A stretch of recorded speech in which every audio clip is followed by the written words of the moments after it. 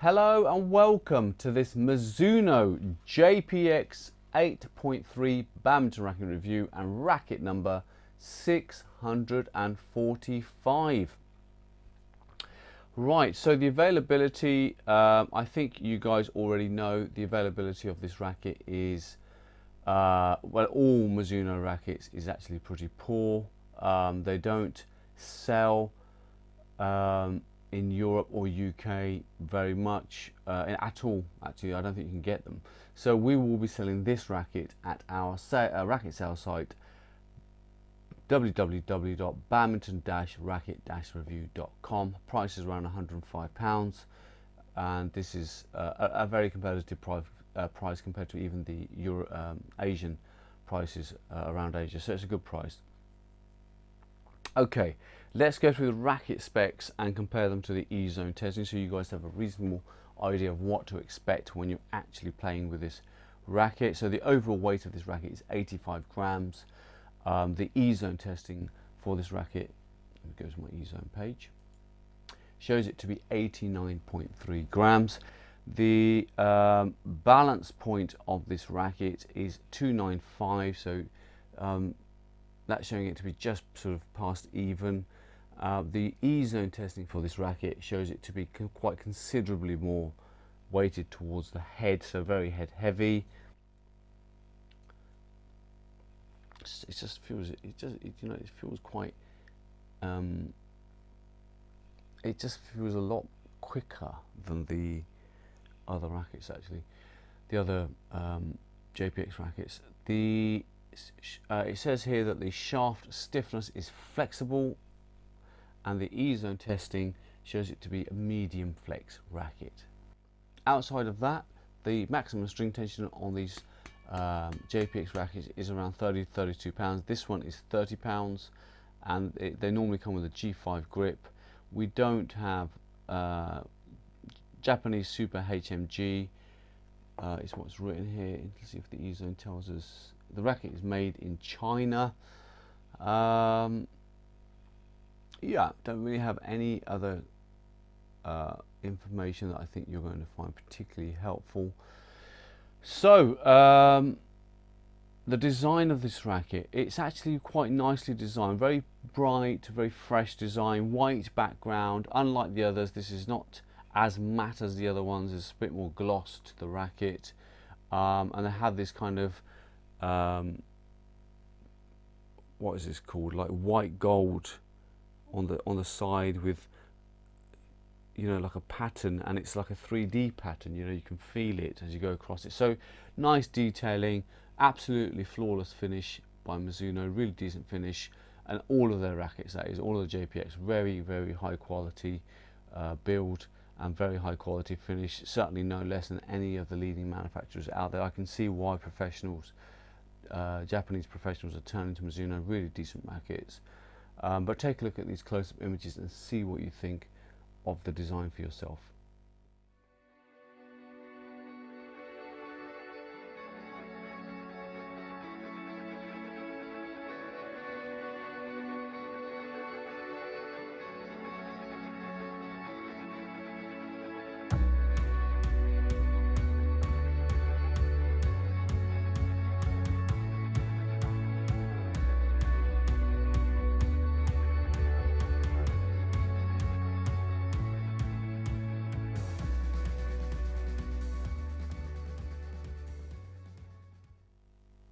Okay, specifications are done. Let's go to the E-zone.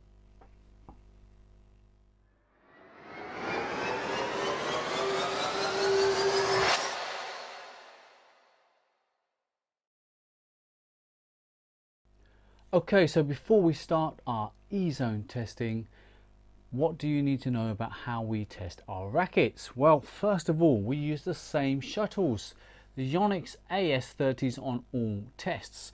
We re-string all of the rackets with Yonex BG65 at 25 pounds tension, and it's the same player taking all of the shots.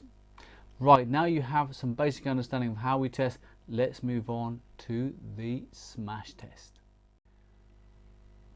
The smash shot that you're seeing here, and for all of the rackets we've tested within Badminton Racket Reviews E-Zone, we take generally 6 shots. We take the 2 highest racket shuttle speeds, and we average those to give us a overall speed. If those two readings are not within a certain percentage of each other, we then retake the entire test. This shot measures the shuttle speed coming off the racket head, and also if you go across to the E-Zone, you'll see a picture similar to the one you're looking at on the screen now, which accompanies every single racket within the E-Zone, so that's nearly 650 or more rackets, with this kind of smash JPEG showing you the racket head speed, the shuttle speed, the distance, and the approximate repulsion of the racket.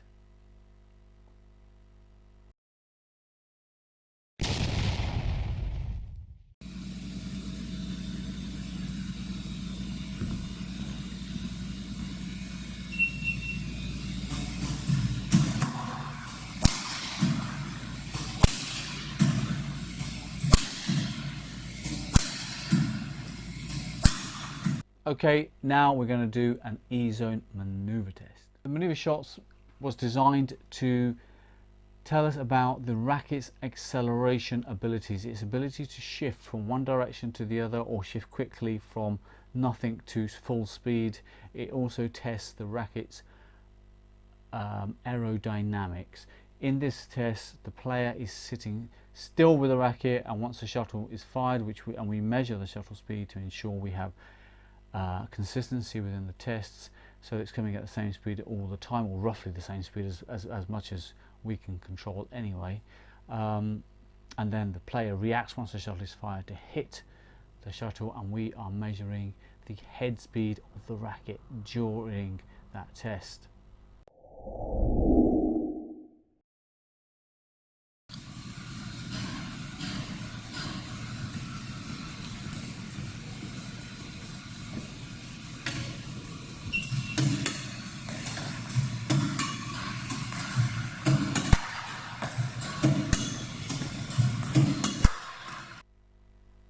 Okay, so they're done. Now it's E-Zone control test time. The control test is a simplistic test. We've thought many times if there was any other better way of creating a test where we are focusing on the control of the racket and able to score it, and we so far haven't come up with anything better. So this control test is essentially a test where we have 14 shots taken. You're not seeing all the shots on the control video. We generally film half or less of the shots taken. The green bucket here scores maximum, the grey scores slightly less, and anything in the net or out scores nothing at all.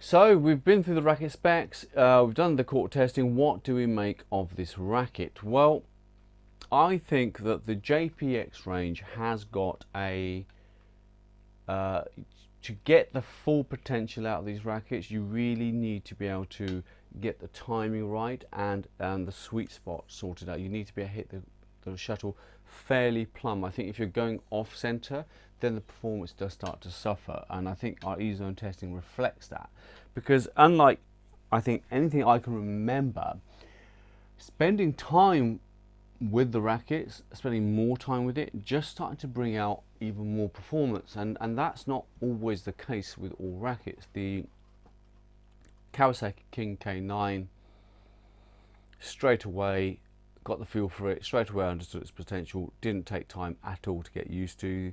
The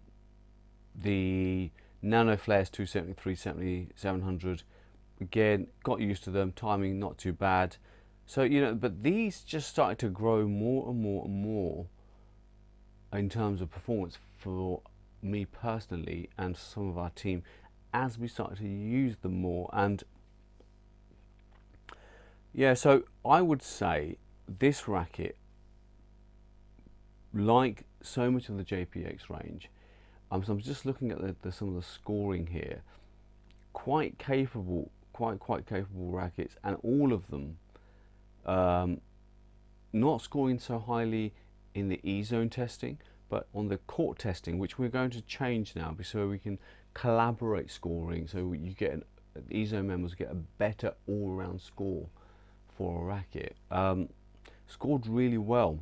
So this racket represents really quick speed in terms of the way it feels and its ability to get to some of the shots that require reaction, drive, defense. Reacted really well in that area. With time and to get that smash, I do think you're going to need to get the timing right, because I think you could end up buying this racket and thinking, where's the smash? But it is about the timing and getting the sweet spot, and I think that's where the issue lies with these rackets, because you need the JPX range, you need to be able to get the timing right, hit the sweet spot, and you will hit a crisp smash. Now the problem always is if you're hitting 10 smashes, now you can hit 10 smashes in one rally. Very unlikely you'll only be hitting 10 smashes in one game though, right? You probably hit more than 10 smashes, but it's how many of those smashes you're going to hit at full potential, at full power, that concerns me. I don't think you're going to hit 10 out of 10 unless you really start to understand the rackets and use them. You're going to do some training on them, do some drills on them, get used to their timing, and when you do that, I think they open up. It's like playing a video game where they open up different levels. That's what the JPX range is like. They open up, performance opens up as you start to understand the timing, and I think in essence, what I'm saying is, unlike so many other rackets, they take longer to get used to and to get corrected to than so many of the other rackets that we've tested. So once I had got a feel for this racket, I found that it could deliver a decent powered smash.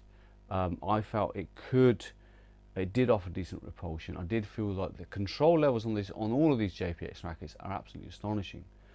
They're as good as Li-Ning, if not better, in terms of control. Really nice level of control from the back and the front, but they also offered all of the aspects in terms of speed, response, and defensive techniques that you need in doubles. If you're at the net, you're Kevin Sukamulio, you really want to block off some of the drives coming on. They can offer all of that. So you need the speed, you need the agility. They can offer that kind of agility and speed as well. And from the back of the court, where you're playing a lot of the singles games, the control coming in, those sort of fast drive drops, smash drops, they can do all of that, and clears again with this racket, not a big deal at all, so quite nice. So I would say at £105 that this offers something different to the Kawasaki King K9 or the Honor S6 or the Goose and Gravitas, or the Nano Flares or the Li-Ning 3D Calibers. I think that it's worth trying this racket if you're looking for something just feels, because like the limited edition, for example, the weight, overall weight, are very similar, but the feel of the racket is different. It feels different. It feels slower to use. The 8.5 slightly slower to use. The 8.1 Pro slightly quicker. So it's weird. They feel different to use. And this one felt quick. It felt agile, and it felt like it could deliver on a good smash with practice, though. So I'm going to say, for this, because I can see doubles players enjoying it and I can see singles players enjoying it, and I definitely would still prefer to spend the time and investment of time with this than I would the Astrox 9988 or 77 3Us, and that's the weight class that we're in, isn't it, really? I mean, we're looking at sort of, it's 90 grams almost, this racket, so there's not much in it between the 3Us and this racket, the Astrox 3Us and this racket. So I'd still prefer to put my time into this racket than I would those, because I just think this offers the player the opportunity to grow with the racket, understand it better without having major strain on your shoulders, wrists, or elbows. So yes, for me, it is going to be a thumbs up. It's very rare that this happens because, but I think that's honest feedback. It's totally honest feedback. With time, spending time, the more time you will spend, I think you will find the racket grows on you, and you will start to really appreciate what this racket can offer. If you're already using the JPX range, you're tuning in from Asia, then do leave a review. Don't be shy. Don't feel like you're going to get any harassment by leaving a review. If you're an E-Zone member, do leave a review on the E-Zone. Certainly nobody, it's not a forum where people can come in and respond directly to what you've said. You can just leave reviews. So do that, and we will keep a careful monitor on all of our social media platforms to make sure that people aren't being abusive, because I've seen on forums that people who are new to the game, for example, will come on and ask a question and get a whole load of abuse. That's out of order. That's we're not going to build a community if we allow that to happen. So we're not going to allow that to happen. So please leave reviews on the E-Zone. Thousands of people visiting every month. Going to be very valuable if we get your feedback. If you're not an E-Zone member or don't understand what the E-Zone is, there's a video tour following this video showing you what the E-Zone is all about. But if you're not an E-Zone member, just leave a review on any of the social media platforms. So Facebook, Instagram and YouTube are our primary ones. Leave a review there so people get a better understanding and a different perspective. Perhaps you might have thought this racket was total nonsense, or you might have thought it was absolutely amazing. Doesn't matter, just leave a review. It's so important to get different perspectives and different views. It's absolutely vital, I think, that we get that information, and that more important than we get it, actually, that the community gets it. So I think that's very important. Outside of that, listen, got to do this. Got to thank all of you for absolutely amazing amount of support. It's so good to see badminton growing around the world. It's so good to see the enthusiasm that people have for the sport. It's so good that people are starting to understand the importance of racket choice on their game, on their budgets.